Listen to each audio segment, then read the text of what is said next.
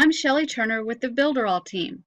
In this video, I'm going to show you how to access and use the email sequence and campaign report so you can make some really good decisions about your email campaigns and your sequence and how you have it set up. So here I am on the Mailingboss dashboard, and I'm going to go to Campaigns and to Email Sequence. And here I'm going to go down to one of my email sequences. I'm going to work with Segmentation Email Sequence 2. And I'm going to go all the way across. I see that it's got 6 email campaigns in it. And I'm going to go to the Sequence Campaign Report icon, which is the circle with the small letter I in it. I'm going to click that. And here's our email sequence and email campaign report. And this has got some great information for us, including information on each one of the emails that's in the sequence. Here's my first email, and it's going to go out on 0 day, which means immediately, and it is triggered by the person subscribing, and this email is currently paused. The second item goes out on 0 day, which means immediately, and it is triggered by the subscription, and it's paused. Then I have email 2, which goes out 1 minute after the person subscribed, and it's paused. Email number 3 goes 2 minutes after the person subscribed, and it's paused.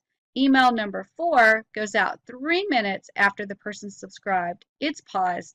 And email 5 goes out 4 minutes after the person subscribed, and it's paused. So just that information is really, really good information.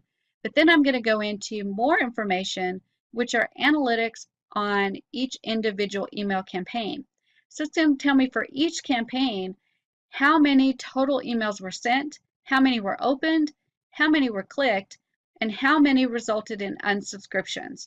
So that's some great information to help you manage your email sequence and configure your email campaigns to get the best results possible. At the bottom of the screen, you also have some detailed analytics of your subscriber list that this is attached to.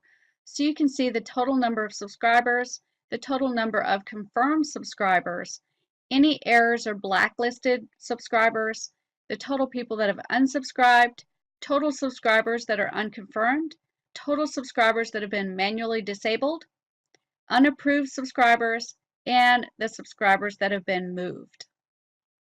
Also, if I want to go in and edit this sequence, I can do that by clicking the Edit This Sequence button in the top left-hand corner. If I want to go back to the dashboard, I can click the blue Dashboard button in the top right-hand corner. So that's how you access the Email Sequence and Email Campaign Report tool in Mailingboss.